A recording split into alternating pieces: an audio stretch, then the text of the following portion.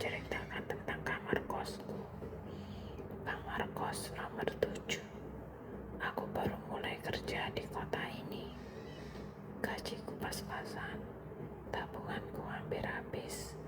Aku harus cari tempat tinggal yang paling murah. Akhirnya aku menemukan kos tua ini di dalam gang sempit yang jarang dilewati orang malam-malam. Bangunannya seperti rumah peninggalan tahun 80-an. Catnya terkelupas, langit-langit menghitam. Lorongnya panjang dan sempit.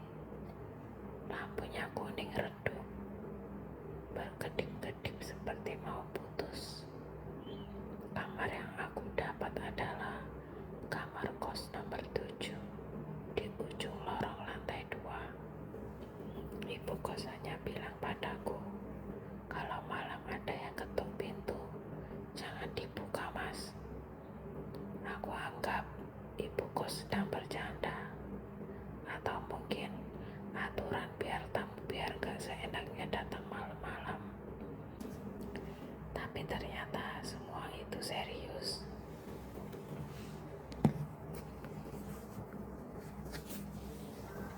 Malam pertama aku tidur di kos-kosan, rasanya aman-aman saja. Sampai jam menunjukkan pukul 1:17. Tiba-tiba ada suara pelan di plafon. Duk, duk, duk. Aku bengong, seperti ada yang berjalan pelan-pelan sekali di atas kamar. Aku mencoba berpikir positif. Kucing mungkin, atau tikus. Tapi langkah itu berhenti tepat di atas kepalaku. Sunyi. Jantungku saja sampai terdengar keras. Lalu duk, duk, duk. Jalan lagi ke arah pintu kamar dan kembali lagi ke arahku. Aku memejamkan mata kuat-kuat, berharap suara itu menghilang. Dan setelah beberapa menit, benar-benar menghilang. Tapi setelah itu, aku tidak bisa tidur lagi sampai pagi. Besoknya, aku pulang kerja larut. Langsung rebahan karena lelah sekali. Baru 5 menit memejamkan mata. Tok, tok, tok. Ketukan di pintu. Aku menahan napas. Aku ingat pesan ibu kos agar tidak membukakan pintu saat malam datang. Jadi aku diam saja. Tapi ketukan itu makin lama makin keras. Tok, tok, tok. Terdengar seperti dorongan daripada ketukan. Aku berdiri pelan, jalan mendekat ke pintu, ingin mengintip lewat lubang pintu. Tapi sebelum aku sempat, ketukan itu berhenti dan diganti suara napas berat.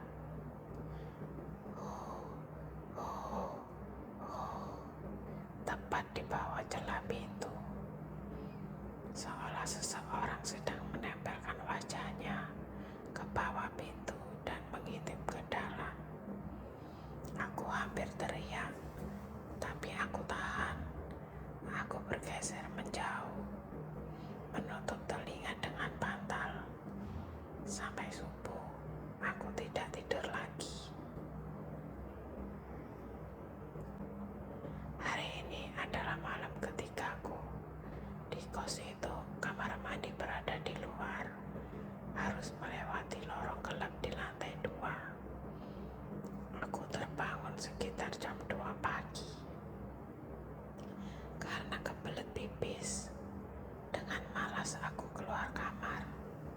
Namun begitu sampai dekat kamar mandi, terdengar suara tangis pelan seorang perempuan dari dalam salah satu bilik.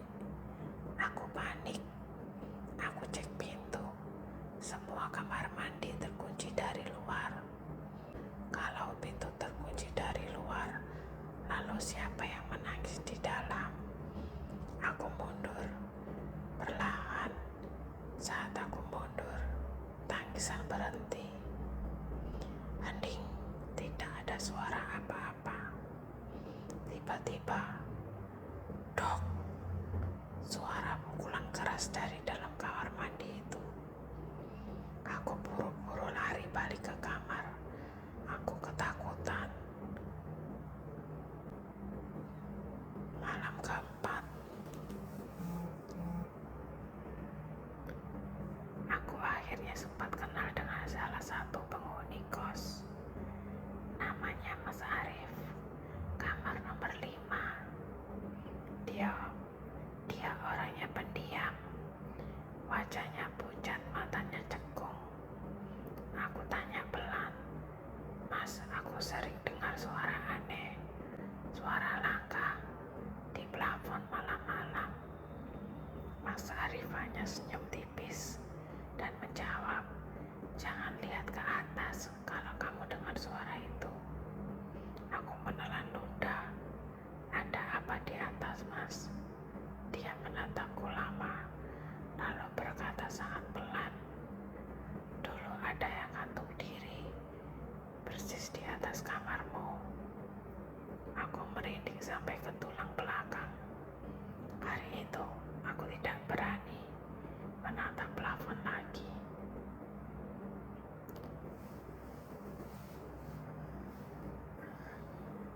Malam kelima, sekitar pukul 3 pagi, aku merasa kasurku didorong dari bawah. Duk, duk.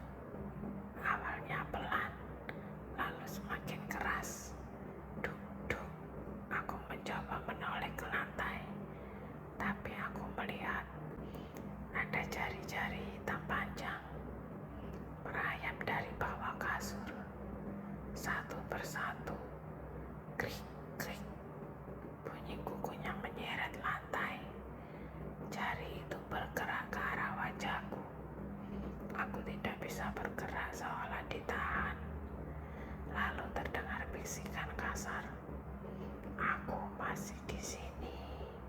Setelah itu, aku refleks lompat dari kasur, menyalakan semua lampu. Aku tarik kasur menjauh, dan kulihat bekas goresan panjang 3 jari, segar seperti barusan dibuat.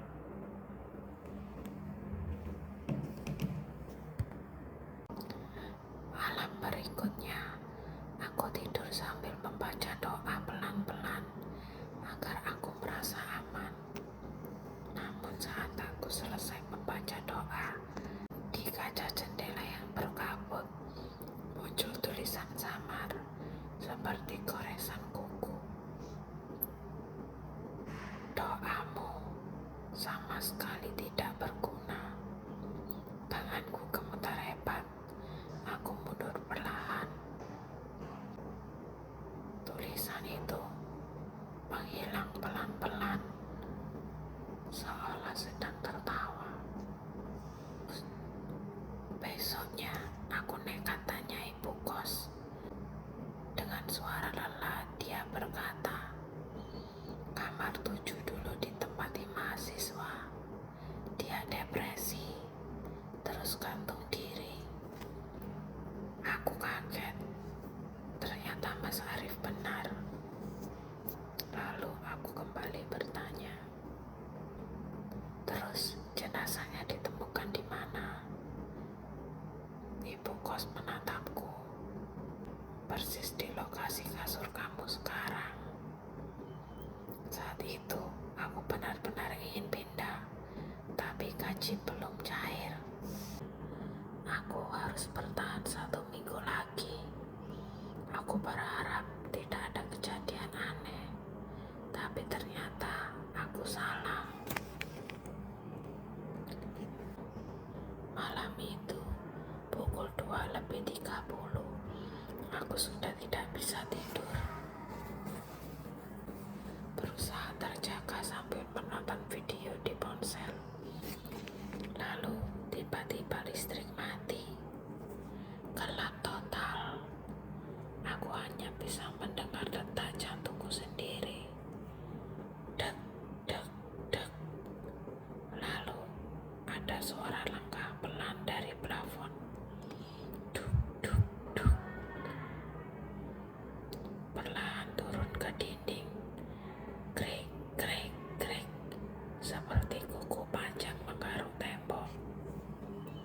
Suara itu turun tepat di belakangku. Aku ingin menjerit, tapi suaraku hilang. Napas terasa berhenti. Di telingaku ada hembusan angin dingin dan bisikan. Aku dulu tidur di sini. Kenapa kamu gantikan tempatku? Aku menutup mata kuat-kuat. Saat kubuka mataku di pojok kamar, aku melihat sosok hitam kurus berdiri menghadap tembok. Kakinya menggantung, tidak menapang lantai. Kepalanya tergantung miring, lehernya menekuk. Dengan suara patah, ia berbalik. Matanya kosong, lidah menjulur ungu. Tubuhnya terayun pelan seperti tali masih menahannya. Aku jatuh terduduk, menangis ketakutan. Sosok itu bergerak mendekat, perlahan, mendekat, dan mendekat. Tok, tok, tok, ada ketukan dari luar. Sosok itu berhenti dan hilang. Aku memberanikan diri membuka pintu. Ternyata Mas Arif. Wajahnya pucat sekali, tangannya gemetar. Dia hanya berkata, "Kamu sudah melihatnya, sekarang kamu harus pergi." Tanpa menunggu, dia tarik tanganku, mengajakku keluar kos. Aku kabur malam itu, hanya dengan pakaian di badan. Aku bahkan belum ambil barang-barangku di kamar. Dan sampai hari ini, aku tidak berani kembali. Setelah aku pindah, kadang jam 2 atau 3 pagi, HP-ku bergetar. Pesan masuk dari nomor tidak dikenal. Hanya satu kalimat, "Aku masih di bawah kasur." Setiap pesan itu datang, aku tidak bisa tidur. Karena aku tahu dia masih mencariku. Dan mungkin setelah kamu mendengar ceritaku, dia akan menemukanmu juga. Dok, dok, dok, boleh aku masuk? Terima kasih sudah mendengar ceritaku malam ini. Sampai jumpa di cerita yang lainnya. Jangan lupa tekan like dan subscribe.